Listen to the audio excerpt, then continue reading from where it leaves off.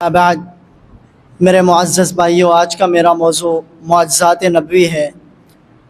آج کے میرے اس موضوع میں اکثر احادیث بخاری مسلم سے ہوں گی۔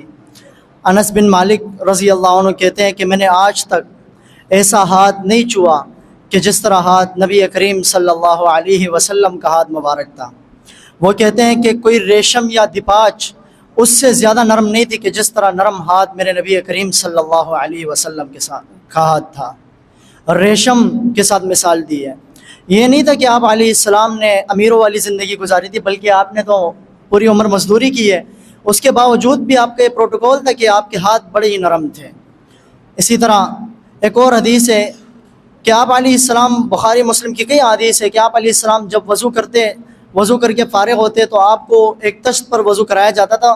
صحابہ کرام اس پانی کو اپنے چہرے پر ملتے تھے، اور جس کو نہیں ملتا تھا وہ دوسرے سے لے کر اپنے چہرے پر ملتا تھا۔ یہ آپ کے ہاتھ مبارک کی برکات تھی۔ ایک اور حدیث میں آتا ہے کہ بخاری مسلم کی حدیثوں میں ہے کہ صحابہ کرام جب صلح حدیبیہ کے موقع پر سب صحابہ کرام سے پانی جمع کیا تو ایک کٹورا جمع ہوا، آپ نے اس میں انگلیاں ڈالی، آپ کی انگلیوں کے درمیان سے پانی کے چشمے نکل رہے تھے۔ تو 1500 صحابہ کرام نے، جابر بن عبداللہ رضی اللہ عنہ کہتے ہیں کہ 1500 صحابہ کرام نے وضو کیا، پانی پیا، جانوروں کو پلایا اور اپنے مشکیزیں بھی بھر لی ہے، اور پانی اتنا کا اتنا ہی ختم ہی نہیں ہو رہا۔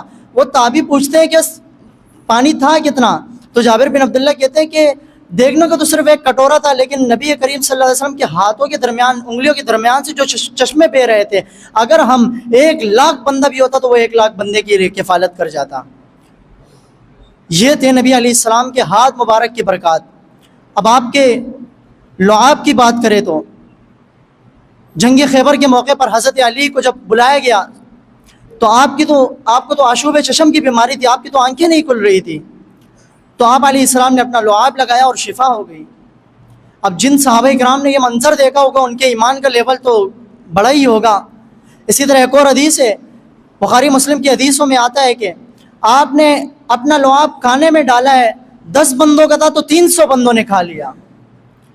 ایک اور حدیث میں آتا ہے کہ آپ نے اپنا لعاب پانی میں ڈالا، پانی اوپر آ گیا کنویں سے۔ یہ تو چھوڑیں آپ کی کن کن بات کا ذکر کیا جائے، میں تو کئی احادیث آپ علیہ السلام کے تبرکات پر بیان کر سکتا ہوں۔ آپ علیہ السلام کے پسینے سے خوشبو آیا کرتی تھی۔ ایک صحابی کہتے ہیں کہ میں چھوٹی عمر کا تھا تو آپ علیہ السلام نے میرے سر پر ہاتھ پھیرا تو مجھے ایسا لگا کہ آپ علیہ السلام نے اپنا ہاتھ کسی عطردان سے نکال کر میرے سر پر پھیرا ہے۔ اللہ اکبر، اتنا خوشبودار پسینہ۔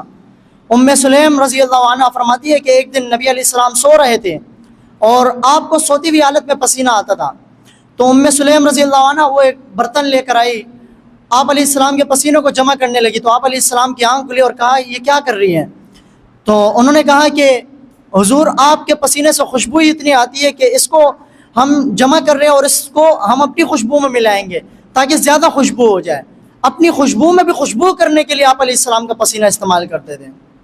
یہ آپ کی اگر معجزات کو بیان کیا جائے تو میرے خیال میں ٹائم کم پڑ جائے گا۔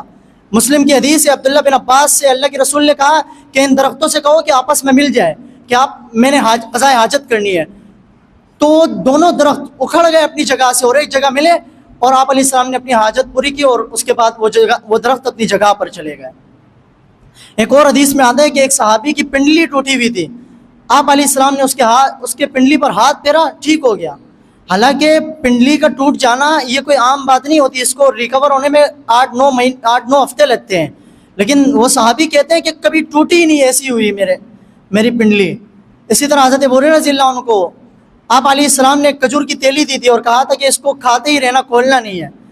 وہ غالباً حضرت عثمان کے دور میں حضرت ابو ہریرہ رضی اللہ عنہ سے وہ تیلی الٹ گئی تو وہ جب تک کھاتے رہے تو وہ تیلی چلتی رہی، کھجور ختم نہیں ہوئے، لیکن حضرت عثمان کے دور میں جب وہ تیلی الٹی تو کھجور ختم۔ اللہ رب العالمین سے دعا ہے کہ رب العالمین ہمیں معجزات نبی اور نبی علیہ السلام اور شان اہل بیت سے محبت کرنے کی اصل توفیق عطا فرمائے، آمین۔ وما علینا الا البلاغ المبین۔ والسلام علیکم۔